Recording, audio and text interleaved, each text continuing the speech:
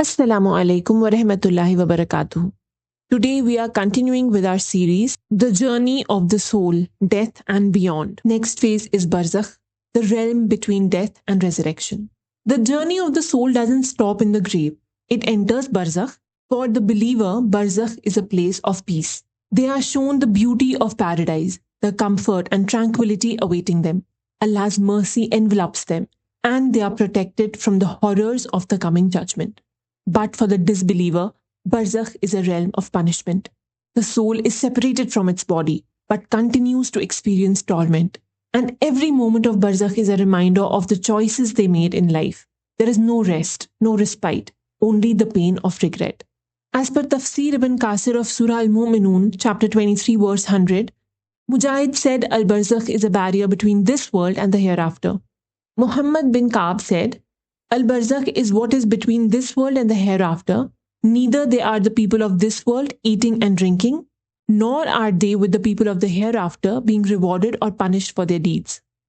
Abu Sakhar said Al-Barzakh refers to the graves. They are neither in this world nor the hereafter, and they will stay there until the day of resurrection.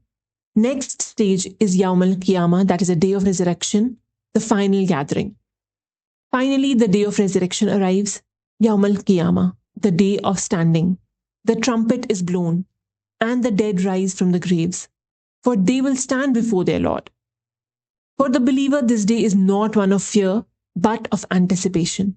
They are resurrected with the light of their deeds guiding them. They are protected by Allah's mercy as they make their way to the gathering place, Yawm al-Hashr, the day of gathering, where they will be judged.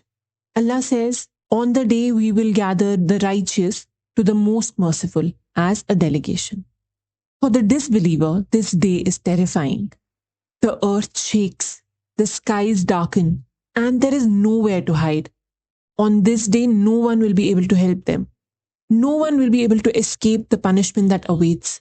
The disbeliever stands in terror as they face the consequences of their actions. Allah warns us in the Quran, and mention, O Muhammad, the day when the enemies of Allah will be gathered to the fire, while they are driven, assembled in rows. Until when they reach it, their hearing and their eyes and their skin will testify against them of what they used to do. We will also be covering the Day of Judgment in detail in another series, inshallah, with all the names Allah has used in the Quran or by Prophet ﷺ in Hadith. We will continue this in the next video, inshallah. Jazakallah khair for listening. Wa alaikum assalam wa rahmatullahi wa barakatuh.